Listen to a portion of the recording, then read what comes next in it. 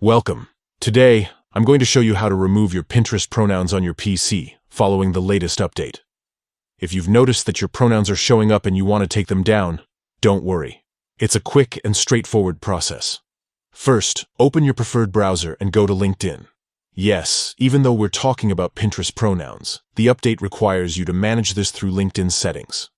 Once you're logged in, look to the left side of your screen and find the gear icon.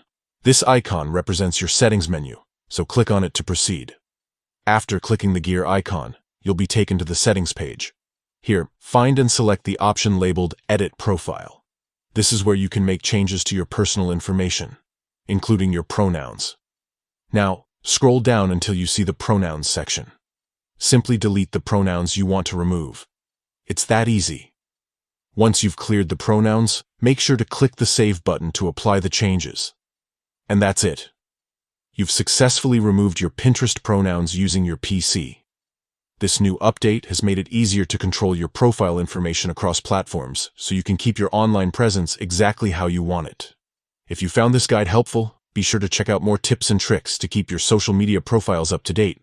Thanks for watching, and see you next time.